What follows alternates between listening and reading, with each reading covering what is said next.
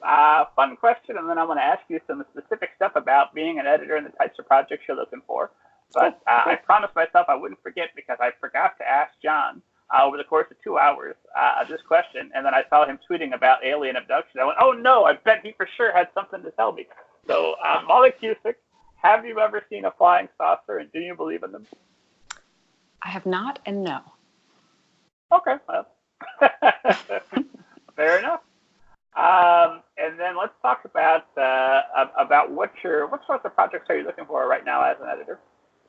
Good ones. I know that sounds really flippant, and it's not. I approach this in part from so many years as an agent looking for things that are commercial enough to reach a wide audience, and that will make everyone involved, especially the author, money. So I am looking for things that do have that great commercial hook in addition to really good writing. In picture books right now, I'm looking specifically for really quirky characters that kids will fall in love with and root for. It's sort of like the younger hipster parents like, Dragons Love Tacos or Escargot about the little snail, and it's so cute and it wears a beret. So yeah, like characters that I sort of want to hug. I'm down for that.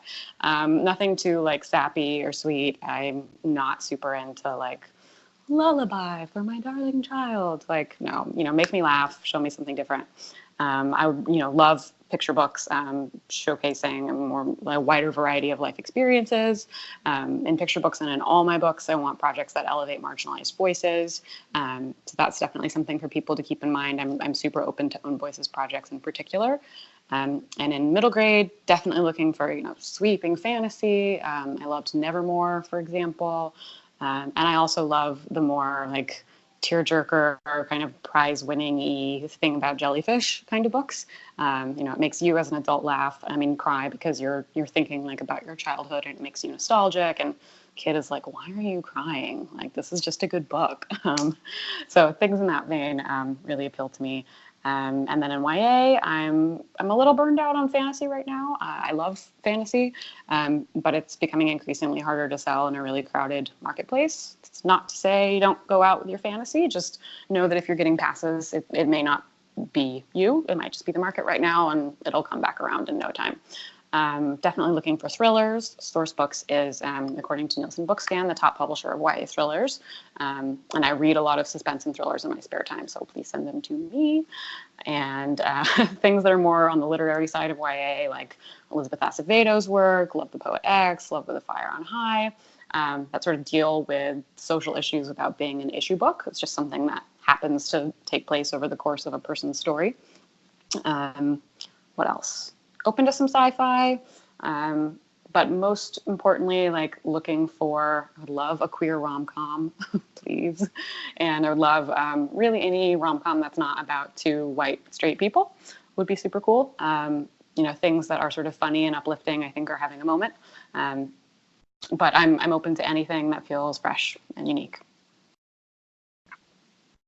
You mentioned a rom-com that's not just two straight white people, so that leads me to my next standard question I've taken asking everyone, because I'm eager to see this trend that we're hopefully going to see continuing toward more diversity and more inclusion in traditional publishing. We're still nowhere near where we need to be. You can pull up a chart on multiple websites that'll show you where we're at, particularly in children's books, but that it is significantly better than years past, and hopefully will continue to do so. So what is Source Books doing to continue to increase diversity in traditional publishing, and what are you seeing? What are you doing, and what are you seeing others doing? Source Books has really been working to grow our list of authors who come from marginalized backgrounds, and that's something that I think that we're known for and are really proud of and are continually looking to expand. Some of the things that matter to other publishers, I've heard some publishers say like, oh, we only want YA authors who have, a Twitter platform of X size don't matter to us. We're an independent publisher. We're really nimble, and we don't judge people from that perspective. We've been working with, there's an amazing woman named Krista Desir, who is a copy editor, a freelance editor who often works with Source Books. And she's started a program called Tessera Editorial, which you can find on Twitter and on their website. She's mentoring young people of color who want to get into the publishing industry. So I've been speaking to them, like I did a session with them, and also informational interviews. People in our copy editing department have done that as well. So we're really looking for ways to kind of make ourselves available to young people of color or people of color who are looking to get into publishing. My offer always stands that if anyone wants to know more about being an editor or even an agent or a scout, I'm always happy to hear from them by email and to set up a phone call or even an in-person meeting if they're in New York, just any kind of informational interview that's helpful, and to keep resumes on hand. I think everybody needs a hand up to get into publishing, and I'm happy to be that hand up for people who are interested. Look at you paying it forward. You'll do that free of charge. I don't have to come by totally. your No. Well, excellent. You heard it here, folks. Reach out to Molly Cusick. I'm not that generous. I won't do it, but Molly will. That's great.